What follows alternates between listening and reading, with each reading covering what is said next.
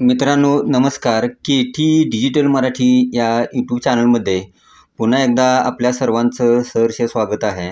तर मित्रांनो 2025पर्यंत सर्वांसाठी घरे या संकल्पनेतून प्रधानमंत्री आवास योजना उदयाला आलेली होती आणि या योजनेचा जो दुसरा टप्पा आहे, या दुसऱ्या टप्प्याच्या अंतर्गत जो सर्वे आहे तो सुरू करण्यात आलेला आहे आणि या सर्वे अंतर्गत बेघर कुटुंबांनी नवीन घरकुलासाठी ग्रामपंचायत कार्यालयामध्ये घरकुल मागणी प्रस्ताव सादर करावयाचे आहेत.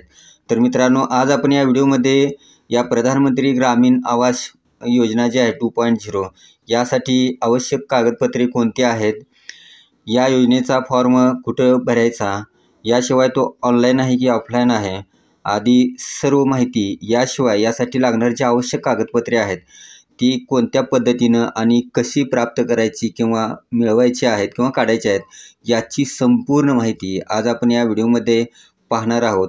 तर मित्रांनो या चॅनलवरती जर तुम्ही नवीन आला असाल तर अशाच प्रकारच्या नवीन माहितीसाठी के डिजिटल मराठी या यूट्यूब चॅनलला तुम्ही नक्की सबस्क्राईब करा, जेणेकरून तुम्हाला अशाच प्रकारची नवीन माहिती भेटत राहील.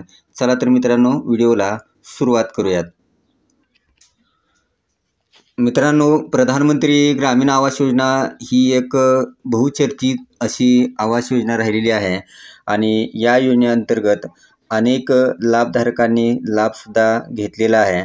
आता सध्या प्रधानमंत्री ग्रामीण आवास योजना 2.0 सुरू करण्यात आलेली आहे आणि त्यासाठी जी आवश्यक कागदपत्रे आहेत ती पुढीलप्रमाणे तुमच्याकडे असणे गरजेचे आहे. त्यातील जे पहिलं कागदपत्र आहे ते म्हणजे आधार कार्ड. तर मित्रांनो आधार कार्डला तुमचा मोबाईल नंबर लिंक असणं इथं अत्यंत गरजेचं आहे. दुसरं जे कागदपत्र आहे ते म्हणजे बँक पासबुक. बँक पासबुकला सुद्धा मोबाईल नंबर आणि तुमचा आधार नंबर लिंक असणं आवश्यक आहे. तिसरं जे कागदपत्र आहे ते म्हणजे उत्पन्नाचा दाखला आणि हा उत्पन्नाचा दाखला मित्रांनो तहसीलदार यांचा असणं आवश्यक आहे. तर मित्रांनो तहसीलदार यांचा उत्पन्नाचा दाखला कसा काढायचा बऱ्याच जणांना माहीत असेल, परंतु ज्यांना माहीत नाही त्यांच्यासाठी मी थोडंसं या ठिकाणी सांगण्याचा अगदी थोडक्यामध्ये प्रयत्न करेन.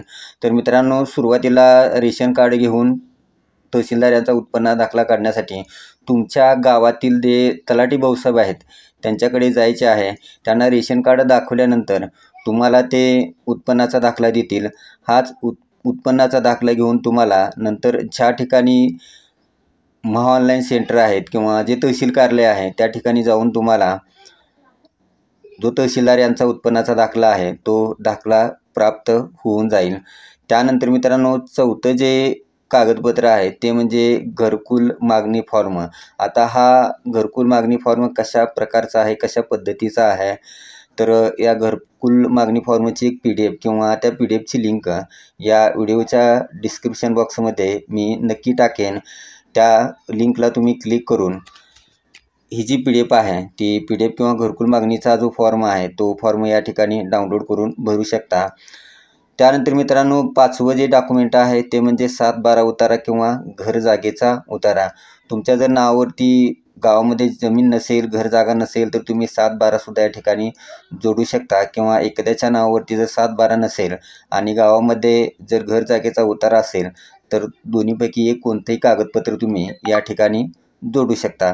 त्यानंतर मित्रांनो 6वं जे कागदपत्र आहे ते म्हणजे रेशन कार्ड.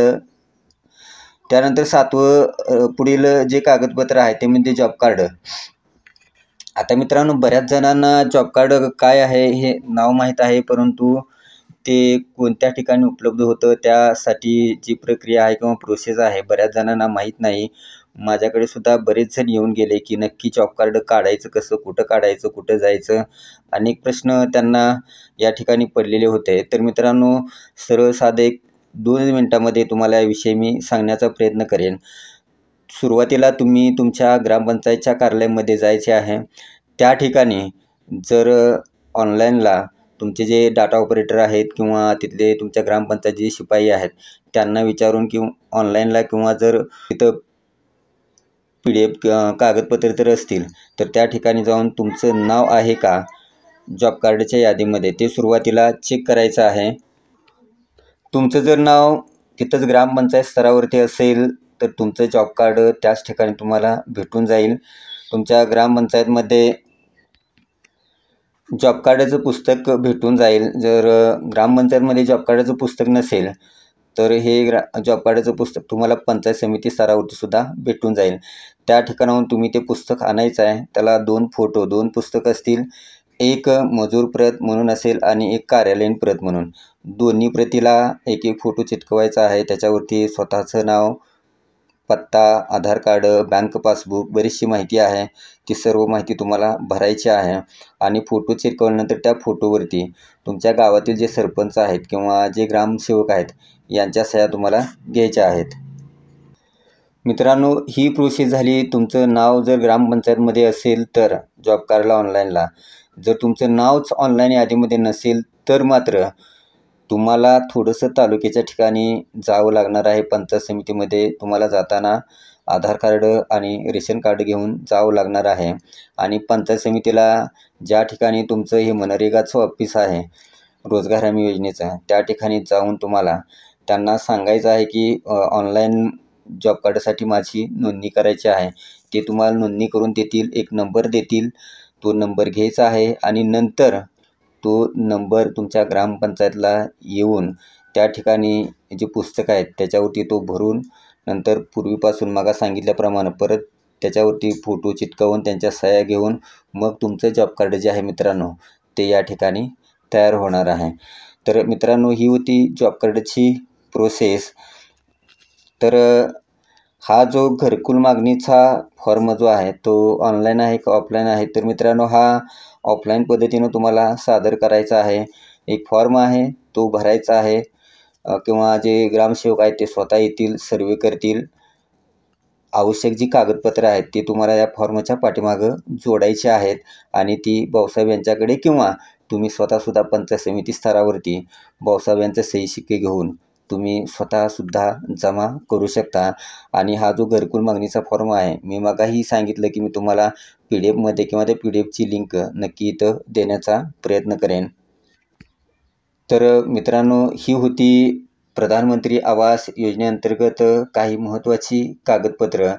तर लवकरात लवकर मित्रांनो, जे खरंच बेघर आहेत किंवा जे गरजू आहेत अशांनी लवकरात लवकर अर्ज आपल्या ग्रामपंचायत स्तरावरती सादर करावेत, जेणेकरून तुम्हाला लवकरात लवकर जो लाभ आहे तो भेटून जाईल. मित्रांनो, आपण यानंतर एक व्हिडिओ तयार करणार आहोत की घरकुल मागणीचा फॉर्म कसा भरायचा. त्यासाठी तुम्ही या KT डिजिटल मराठी यूट्यूब चॅनलला नक्की सबस्क्राईब करून ठेवा, जेणेकरून तुम्हाला तो फॉर्म कसा भरायचा याची माहिती भेटून जाईल. चला तर मित्रांनो, आता मी इथंच थांबतो आहे. जय हिंद, जय महाराष्ट्र.